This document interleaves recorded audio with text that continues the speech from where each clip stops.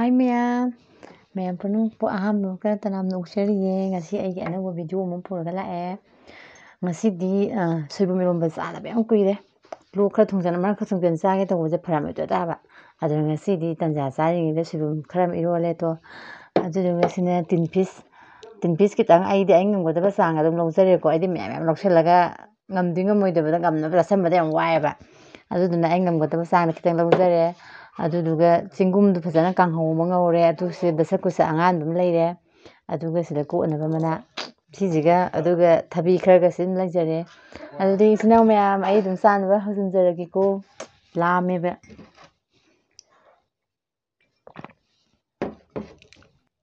ꯑꯩ ꯆꯝꯐꯨꯠ ꯍꯟꯕ ꯆꯥꯈꯤꯒꯦ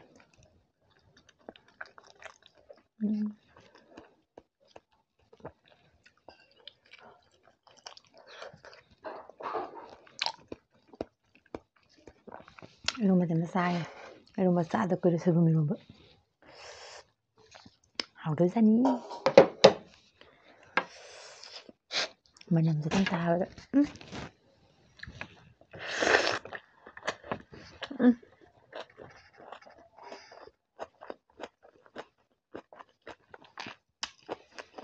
아스고 하우르지야.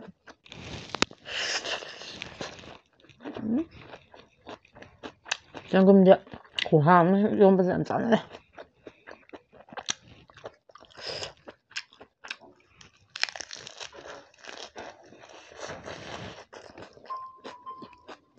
응?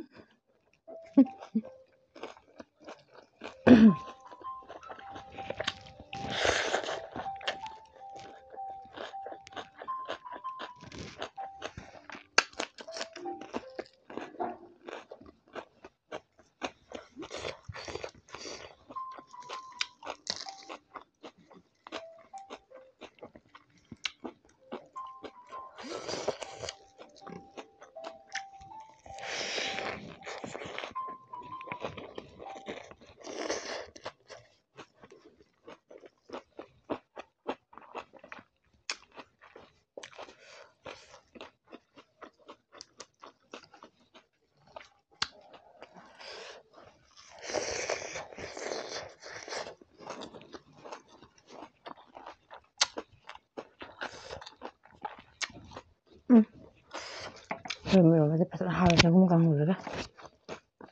조미 이런 거 사도 안 구해.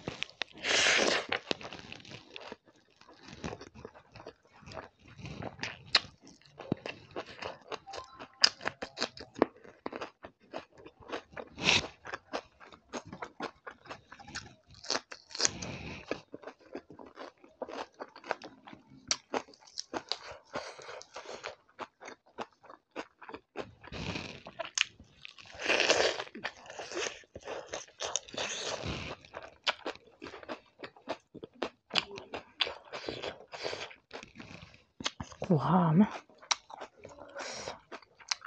바싸네.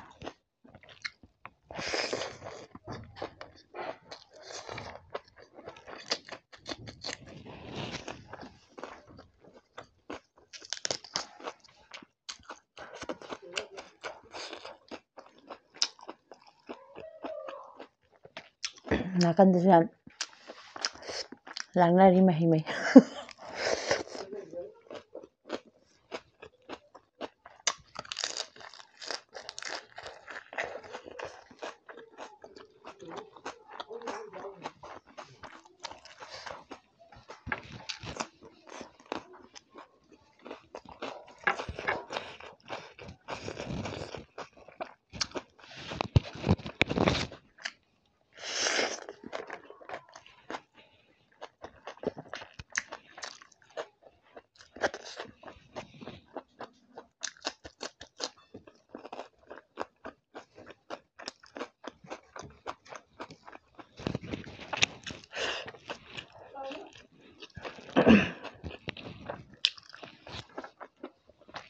지금 비싸면 좀 더 타기.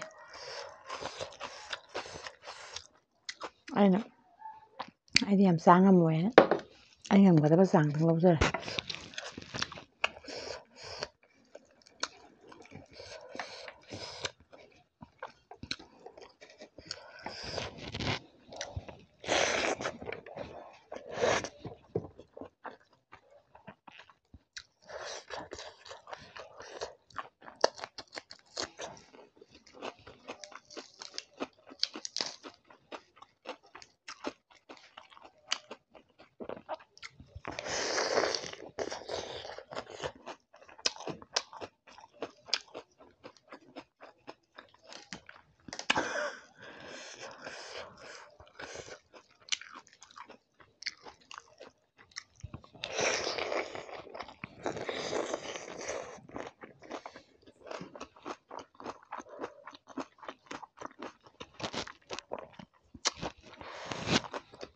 ꯃꯁꯤꯡꯒꯁꯦ ꯄꯣꯠꯇꯩ ꯌꯥꯝ ꯇꯥꯔꯦ ꯇꯧꯔꯤꯁꯦ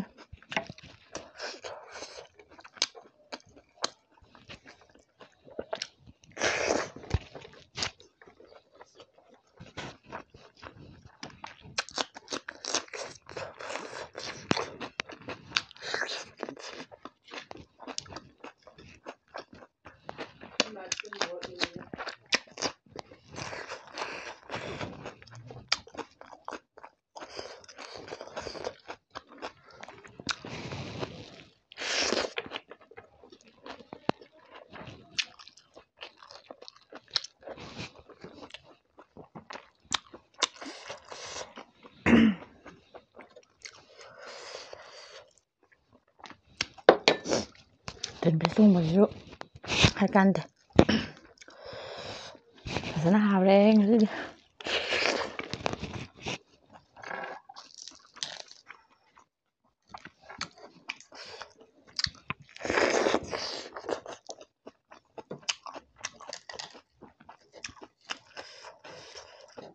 ꯁꯣꯏꯕꯨꯝ ꯏꯔꯣꯟꯕꯁꯤꯒ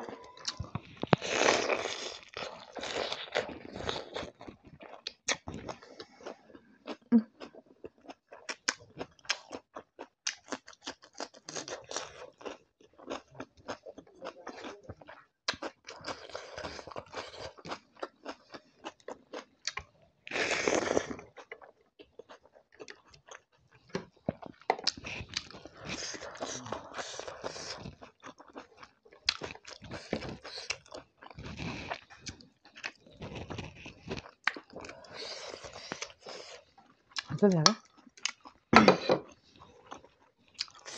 ꯑꯗꯨ ꯍꯩꯖꯤꯜꯂꯦ ꯍꯥꯎꯔꯕꯅꯤꯅ ꯉꯁꯤꯗꯤ ꯃꯣꯔꯣꯛꯁꯨ ꯀꯌꯥ ꯍꯦꯟꯅ ꯁꯥꯍꯟꯗ꯭ꯔꯦꯕ ꯑꯗꯨꯅꯅꯦ ꯒ꯭ꯌꯥꯟ ꯇꯥꯅ ꯆꯥꯔꯤꯁꯦ ꯃꯍꯥꯎ ꯂꯧꯗꯅ ꯃꯣꯔꯣꯛ ꯌꯥꯝ ꯁꯥꯔꯗꯤ ꯁꯨꯁꯥ ꯆꯥꯐꯝ ꯈꯪꯉꯔꯣꯏꯗꯕꯅꯦꯕ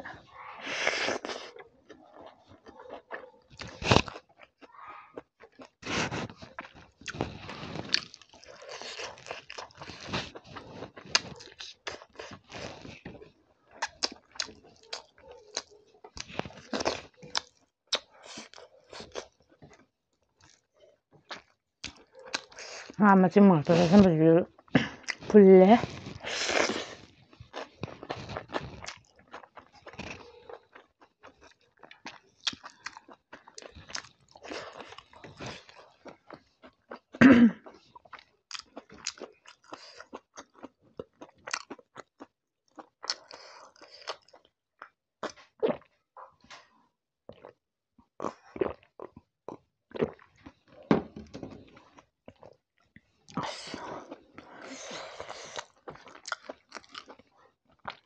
ꯏꯁꯤꯡ ꯊꯛꯆꯜꯂꯨꯕꯗꯩ ꯄꯨꯛꯀ ꯂꯣꯏ ꯊꯥꯡꯒꯠꯈ꯭ꯔꯦ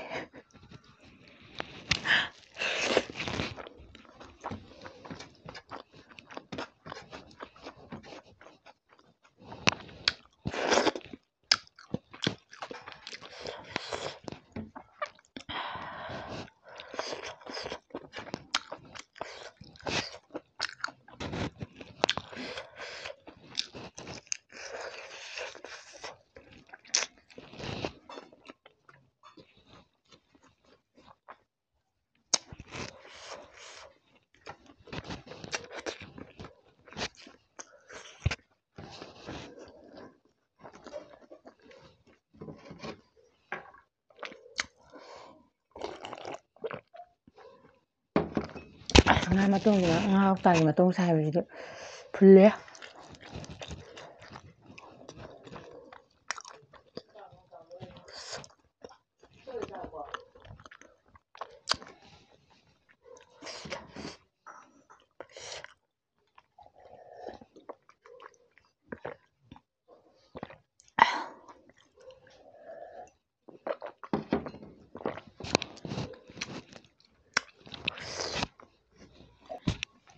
ꯃꯉꯣꯟꯗꯅ ꯂꯣꯏ ꯆꯥꯊꯣꯛꯈ꯭ꯔꯦ ꯁꯦꯠꯅꯥꯏꯅ ꯉꯁꯤꯗꯤ ꯌꯥꯝ ꯆꯥꯟꯅꯈ꯭ꯔꯦ ꯁꯣꯏꯕꯨꯝ ꯏꯔꯣꯟꯕꯁꯤꯒ ꯑꯗꯨꯒ ꯁꯣꯏꯕꯨꯝ ꯏꯔꯣꯟꯕꯅꯦ ꯑꯗꯨꯒ ꯆꯦꯡꯒꯨꯝ ꯀꯥꯡꯍꯧꯁꯤꯒ ꯑꯁ ꯉꯁꯤꯗꯤ ꯌꯥꯝ ꯍꯥꯎꯔꯦ ꯑꯗꯨꯒ ꯇꯤꯟ ꯐꯤꯁ ꯊꯣꯡꯕꯁꯦ ꯍꯥꯎꯗꯤ ꯍꯥꯎꯔꯦ ꯑꯗꯨ ꯇꯥꯔꯁꯨ ꯏꯔꯣꯟꯕꯒ ꯁꯣꯏꯕꯨꯝꯒꯁꯤꯅꯗꯤ ꯉꯁꯤꯗꯤ ꯐꯥꯁ ꯇꯥꯔꯦꯀꯣ ꯇꯤꯟ ꯐꯤꯁ ꯊꯣꯡꯕꯗꯨꯁꯨ ꯍꯥꯎꯗꯤ ꯍꯥꯎꯋꯦ ꯑꯗꯨꯒ ꯆꯦꯡꯒꯨꯝ ꯀꯥꯡꯍꯧꯁꯤꯒ